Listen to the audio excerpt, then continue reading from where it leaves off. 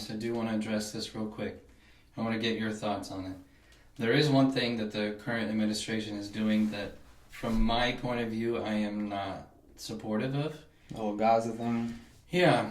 Yeah. I have to look at, I don't even know where that came from. I don't know how he got this idea. If it's something that Netanyahu and him came together and said, hey, like, this is what we want to do. I don't know. But the whole idea, one, the tragedy that is that area is awful. I mean, thousands and thousands of people have lost their lives on both sides. Rubble.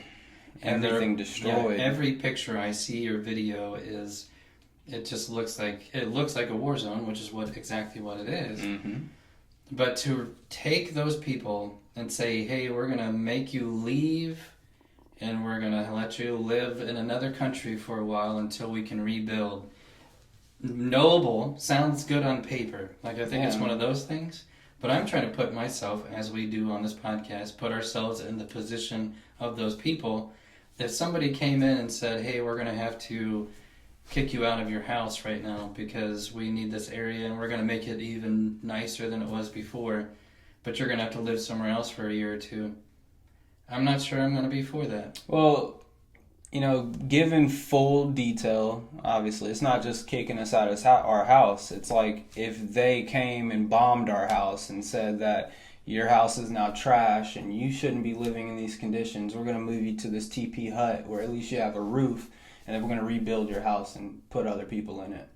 Like, that's, in my opinion, even a little bit more insulting.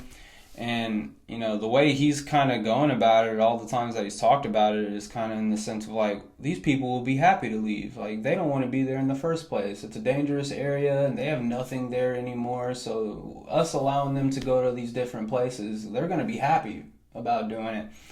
Yeah, I'm with you. I mean, this should show you, like, we don't support everything that this man is doing. And that's one of the things I almost want to hope that, what I've been seeing and stuff like that too, but I hope that this is the case where he's kind of just saying that as like a bargaining chip. Yeah, that's exactly what I heard. Like a big old bluff. Yeah. And so that somebody else will step in and say, no, we're going to do it this way.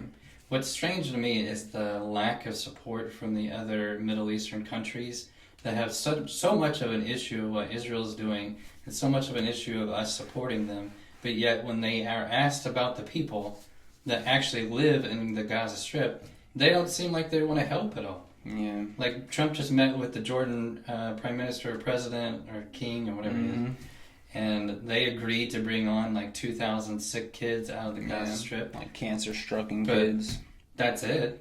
There's a lot more people that live in that area. Yeah. Well, that's just starters, and what that dude kept saying in that press conference, like, we're going to talk to Egypt, we're going to talk to, our neighboring countries, we're going to come to a solution or whatever, but I don't know, man. All I know is I'm very grateful to not live in that part of the world because it sounds just like a hot mess all the time, and not just a hot mess with what they got going on, but yes, the U.S. government is constantly this umbrella over everything, like, whether a decision gets made this way or a decision gets made that way. Like, back to Doge, one of the things we found out we're doing is we're funding both Hamas and Israel in this war. Like, we're the puppet masters doing everything over here. And so, I mean, it's a... And it goes back to my question of what we talked kind of at the very beginning of what does that have to do with, how does that benefit the United States? Which has always been his focus. And I'm not saying I don't care about those people, because you have to. You got to care about the misery that they've been living through. Yeah, and if you care about humankind, just in general. In general. But just the fact that I don't even want our people over there, because can you imagine how much of a mess it's going to be and how much danger they're going to be in? Well, he said it wasn't going to be Americans.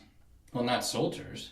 Well, he said that even when they're rebuilding the place, the people who would be living there he's not going to be giving it to Americans. He did. I don't even think he knows what he's talking about when he's saying half that crap. Because one of the things he did say, I think it was after he was confronted by a reporter on this, one of the things he did say was something about even, there could be Palestinians who are still staying there in that area after we rebuild everything. So I don't, because he was talking about we're going to be bringing lots of jobs. This is his exact quote. He's like, we're going to be bringing lots of jobs, and it's not going to be Americans working those jobs. So who's it going to be? Well, I thought he was rebuilding to then bring all those people back. Is that not the case? Bring the Palestinians back? Yeah, that's my thought. Well, I mean, I don't know. I don't think he specified that specifically of the Palestinians coming back, but that would have been that was my understanding, but maybe I got that wrong. Yeah, well, if that was the case, if the Palestinians were coming back to the Gaza Strip, then would it be a big deal for them to be displaced while we're like that's like temporary housing if you're going to be bringing them all back?